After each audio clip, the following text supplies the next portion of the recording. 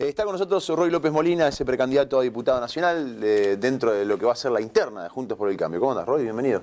¿Qué haces, Juan? ¿Y cómo andás? ¿Todo bien? Todo muy bien. Nos estábamos acordando fuera del aire tu primera vez en ATP allá por 2015. 2015, en este estudio, pero con un escritorio más alto. Y con 35 personas al aire, más Sí, o menos. eran un montón. Tal cual. Pero sí. Éramos un montón. Bueno, ¿cómo andas? ¿Todo bien? Bien, bien. Bueno, otra vez pensando en ser diputado nacional. Sí, encabezo la lista de diputados nacionales de Vamos Juntos, que llevamos a José Corral como candidato a senador. Y de alguna manera contentos de haber conformado la lista más representativa de Juntos por el Cambio, porque las tres fuerzas fundadoras la integran. Nosotros desde el PRO, José desde el radicalismo, Lucila Lehmann de la Coalición Cívica, que me acompaña en segundo lugar, y además logramos darle una representación territorial bien extensa y bien amplia, porque la provincia es diversa, y por eso en tercer lugar de la lista de diputados nos acompaña Enrique Paduán, que es intendente de Villa Ocampo, bien al norte, el norte del norte, como le gusta decir a Enrique, y de alguna manera también respondimos a ese pedido, ese reclamo, pónganse de acuerdo, no se peleen. No logramos la unidad dentro de Juntos por el Cambio, pero sí logramos un buen proyecto dentro de nuestra lista, que es la de Vamos Juntos, que la presentamos hoy a la mañana en Costanera Este. ¿Qué tiene, a diferencia de las otras listas? Porque es un proceso interno donde, bueno, se va a ordenar la cuestión. ¿Qué diferencias creen ustedes que tiene con el resto de las listas? Mira, a mí me gusta hablar de los aportes, de los valores que puede tener la nuestra. Yo creo que para arrancar a hablar, nuestra lista tiene dos grandes virtudes. La primera es la experiencia. Este es un contexto de muchas dificultades, de mucha incertidumbre, de mucha angustia, de mucha bronca, y no está para improvisar.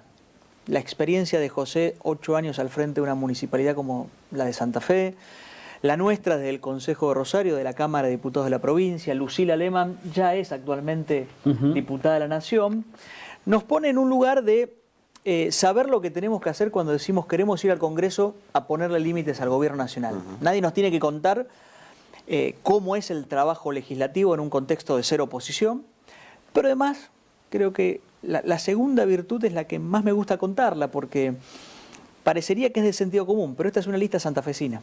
Todos los que la integramos construimos nuestro proyecto de vida, tenemos nuestra familia, nuestros hijos en la provincia de Santa Fe. ¿Qué dato ese, eh? ¿Hay algún palo ahí para el resto de las listas que buscan gente En realidad, fuera de la provincia por una cuestión de conocimiento, a lo mejor? sí, eso es un dato, digo. Sí, hay que hacer dato real. Hay un dato real. Hay personas que han decidido integrar listas de legisladores por la provincia de Santa Fe que no viven en Santa Fe. Digo, después, yo no soy quien para ponerle bolilla negra a nadie, será la ciudadanía quien elija, pero digo, ustedes viven en Santa Fe, yo vivo en Rosario. Yo no votaría un intendente de San Nicolás. Vos no votarías un intendente de Paraná. Porque cuando decimos tenemos que llevar lo mejor de los nuestros al Congreso de la Nación para frenar muchas veces los brotes autoritarios del kirchnerismo, que utiliza la pandemia para conculcar alguna libertad, o también para frenar aquellas decisiones que desde el gobierno nacional muy porteño se toman que afectan a Santa Fe, como el cierre de las exportaciones de carne, ponemos a gente que ha construido su vida en otro lado. Digo, es un dato, y yo creo que en este contexto es muy valioso que hayamos armado una lista de candidatos que no se juntó un día antes. No es producto ni de la rosca, ni de los acuerdos, ni qué negociación hubo para que tal o cual fuese candidato. Nos conocemos hace mucho tiempo, como en el fútbol, jugamos casi de memoria, y no somos un proyecto electoral, somos un proyecto político con una mirada de la provincia, una mirada del país, que tiene un desafío electoral. Que me parece que no es lo mismo, porque lo otro dura lo que dura una elección. Esto viene hace mucho tiempo, las buenas y las malas, estuvimos con José y con Lucila, y ahora es natural que estemos juntos en una lista de legisladores nacionales. Recién mencionabas, Roy, que tienen experiencia, pero sin embargo hablabas de ponerle freno al kirchnerismo. Entre la experiencia y el ponerle freno al kirchnerismo, ¿qué proyectos debe defender un diputado nacional, debe defender un senador nacional desde su banca en el Congreso de la Nación para Santa Fe? Sin duda que hay que saber combinar esos dos objetivos, porque también nosotros queremos ser una opción en el 2023 y no queremos solamente ejercer nuestro rol de opositor pensando que con la crítica alcanza. Y eso es muy propio de este tiempo. Mucha tribuna, mucho título caliente, pero poca profundidad. La experiencia, o construcción. Sí, sin duda. La experiencia viene primero de haber asumido los errores. Nosotros somos dentro de Juntos por el Cambio los primeros que dijimos después del 2019, che, algo hicimos mal, si no hubiésemos ganado. Hubo un montón de gente que confió en nosotros y sintió, sobre todo a partir de abril del 2018, que estábamos haciendo otra cosa. Eso nos permitió una reflexión interna, una mirada introspectiva, que en este escenario, donde a veces la política lo resuelve por el conflicto, nosotros lo tratamos de resolver por la propuesta, que no quiere decir no plantear nuestras diferencias. Yo te planteaba el tema de las exportaciones de carne, que eso también dispara debates estructurales que la Argentina tiene que dar, por ejemplo la carga impositiva, pero también otros muy concretos, que es muy propio y lo entendemos mucho los vecinos de Rosario, los vecinos de Santa Fe. El gobierno nacional actual desatendió y dejó de acompañar al gobierno provincial en materia de seguridad. El programa Barrios Seguros, que era un programa que en Alto Verde, en la ciudad de Santa Fe, en Barrio Grandoli, en la ciudad de Rosario, había logrado que luego del desembarco con las fuerzas federales, provincia y municipalidad recuperen espacio público, atiendan en materia de justicia, desarrollo social a vecinos de zonas muy vulnerables, hoy se desmanteló. Bueno, esa es una agenda que hay que reinstalar.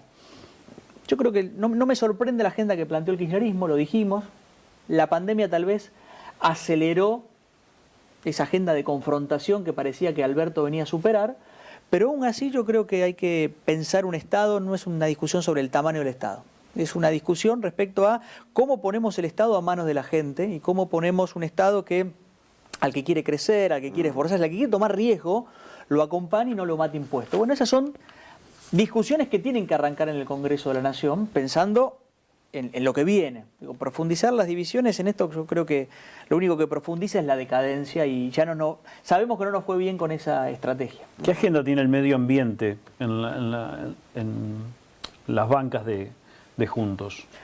Bueno, nosotros tuvimos el primer diputado verde del país, que es Juan Carlos Cali Villalonga, que fue titular de Greenpeace, que fue titular de la Agencia de Protección Ambiental, que formó parte particularmente de mis equipos cuando competíamos por la Intendencia de Rosario, y que además es rosarino, es un santafesino viviendo en la ciudad de Buenos Aires. Para nosotros es fundamental pensar que ese crecimiento económico que la Argentina necesita también tiene que ir acompañado de una mirada de respeto al medio ambiente, de la casa común, de manera razonable. No digo, los extremos nunca son buenos. Digo, el tratamiento de ese crecimiento en el marco de una agenda sustentable tiene que encontrar o tiene que tender a la razonabilidad. Yo creo que así como desde la política rechazamos los extremos, muchas posturas, a veces bien intencionadas, terminan extremando tanto que a una provincia que tiene un potencial exportador enorme, que ha construido su economía en base a el desarrollo del campo, de la ganadería, muchas veces entran en conflicto. Yo creo que la tarea de nosotros tiene que ver con encontrar ese punto de acuerdo, que claro que es posible, pero que a veces, insisto, la grieta no solamente llega a la política, sino en la agenda verde también esa grieta está muy marcada. Te consulta Héctor Galeano, desde Paraná, que lo tenemos ahí a través de la pantalla. ¿Cómo te va, Roy? Muy buenas tardes. Hola, Héctor, ¿cómo estás? Bien. Aparte, después me parece que solamente 2015, sino también creo que después pasaste por rueda de prensa en la siesta de Cable Diario y charlamos un par de veces con vos, con Juan y en esa ocasión con Juan Berlanga también. Mi primera pregunta es de Concepción y la segunda sobre adhesión. Recordaba ese paso por rueda de prensa, por otro programa que hacíamos, en tu condición de legislador provincial, y tu crítica era muy fina respecto a la seguridad y a la justicia. Y en ese marco, como recuerdo esa mirada profunda, te quería consultar si ahora que podés tener una mirada más macro, más nacional, no te mete a ruido todas estas cuestiones que nos enteramos de la relación muy cercana de Macri con Comodoro Pi, el vínculo entre Poder Judicial, Casa Rosada y AFI en ciertas investigaciones. Bueno, hoy nos enterábamos el rol, una vez más, ¿no?, el rol de Darío Nieto, el secretario privado de Macri, respecto a cómo ordenaba lo que algunos denominan el lawfare en Argentina. ¿Cómo ves toda esta situación vos, con algunos datos que se presentan como muy objetivos, Roy, respecto a esa relación, ¿no? Mira, la verdad que lo que tenga que ver con investigaciones penales en curso, es importante que lleguen a su fin y sepamos realmente en algunas de las causas que mencionabas cuál es la verdad real detrás de eso, pero sí creo que la Argentina tiene un desafío de trabajar ese aspecto republicano de una verdadera división de poderes. Esto no es nuevo, no viene de ahora, y probablemente cualquiera que llegue a un lugar de decisión va a tener que terminar de romper efectivamente con ese intento de la política de alguna manera, por abajo, por arriba, de una manera más expresa, una manera más tácita, condicionar o intentar direccionar decisiones judiciales. Pero en ese escenario a mí me preocupa mucho, lo digo abiertamente, porque creo que soy de los pocos, somos de los pocos que lo decimos, el actual clima jurídico, político, institucional que vive la provincia de Santa Fe. Porque aquí sí hay o en este punto hay una crisis institucional muy potente, de la cual no todos hablan, y donde yo creo que la violencia que en definitiva vemos en la superficie, que se expresa de una manera más desgarradora en barrios más alejados del centro de las grandes metrópolis, como puede ser Rosario, puede ser el barrio 2 de Abril en Rafaela, o puede ser la ciudad de Santa Fe, no es una cuestión azarosa. Yo creo que tiene profundas raíces de complicidades políticos, judiciales y policiales con nombre. Las policiales lo hemos visto en el caso de Urueta, las judiciales las estamos viendo con toda la investigación que ya tumbó a 2 fiscales como Serjal o Ponce Assad, y la política lo vemos en el caso Traferri.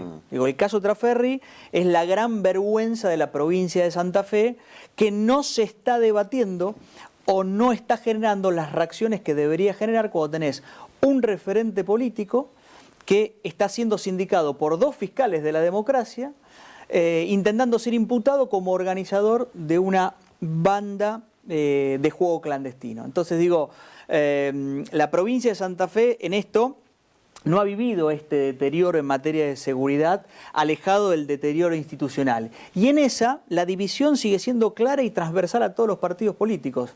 Acá hay solamente 2 tipos de dirigentes: los que enfrentan a las mafias y los que se sienten cómodos con el status quo o de alguna manera son cómplices de ese status quo. Y ahí no escapa nadie.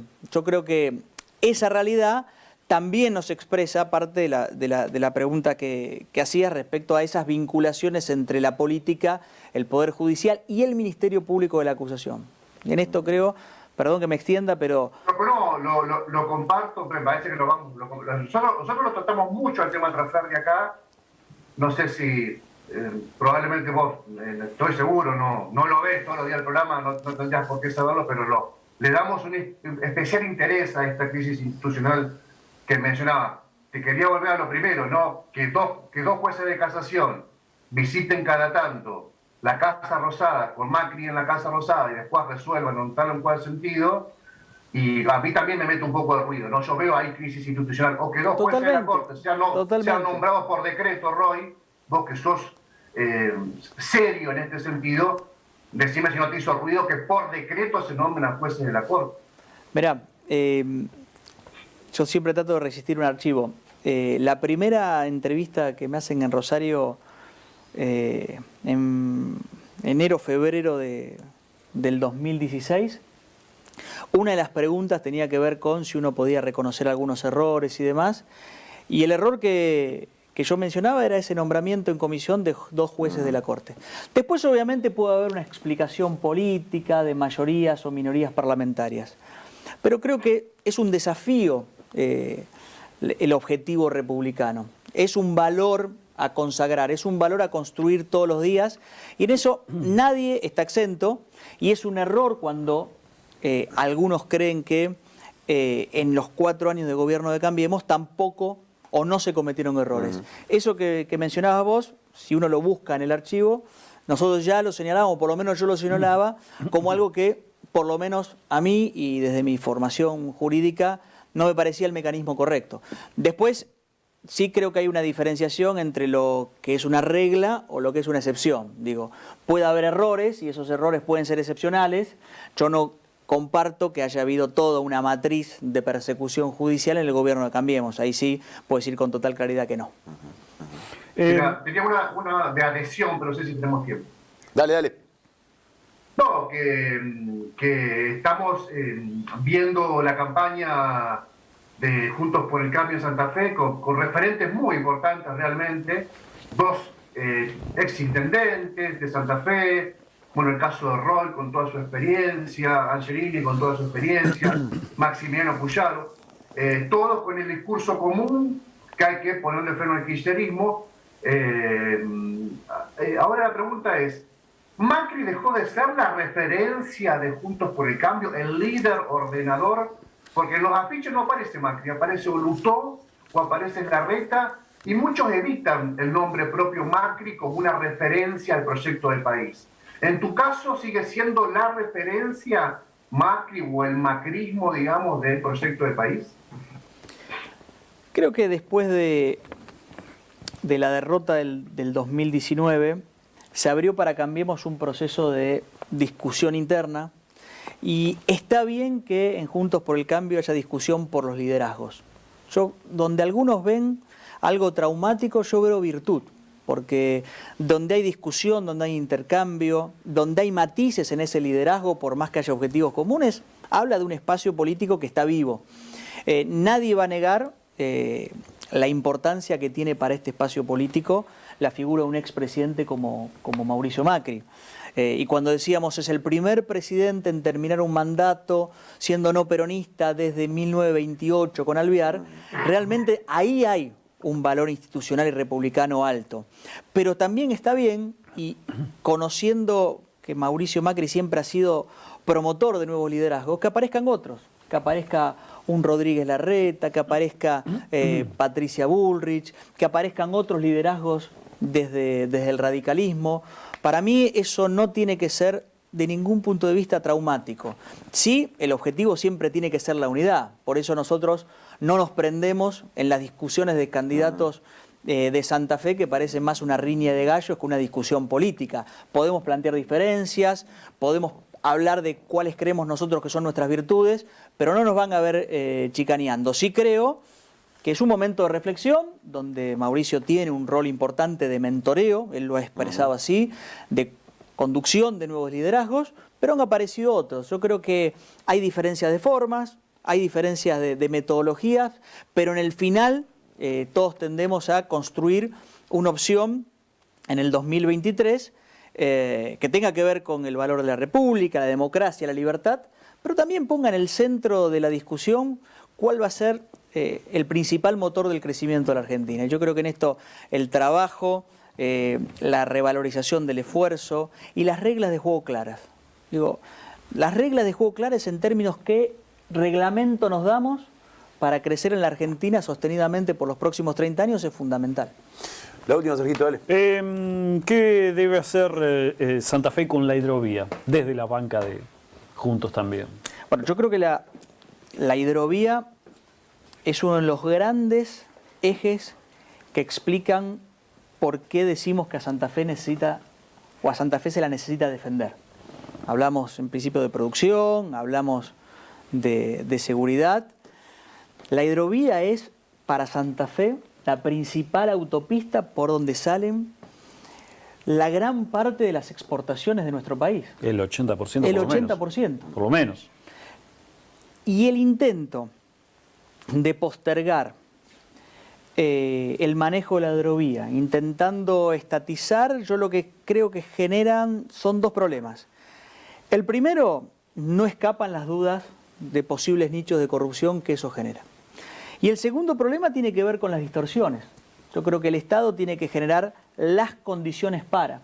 Pero el Estado ha demostrado en muchas oportunidades que cuando se quiere hacer cargo directa o indirectamente de actividades económicas importantes, termina generando más altos costos y más problemas. Con lo cual, uno puede pensar en estos últimos años que ha habido luces y sombras en el manejo de la hidrovía, pero creo que o por incompetencia o por un sesgo ideológico muy marcado del gobierno en este caso, la decisión afecta a la provincia de Santa Fe, sin duda. Yo creo que tenemos que ir a un escenario donde se le da la posibilidad a todos aquellos que se quieran hacer cargo de participar, de vuelta, con reglas claras, con que nadie tenga dudas acerca... A todos aquellos del mundo privado que quieran del participar. Del mundo privado, sí, claro.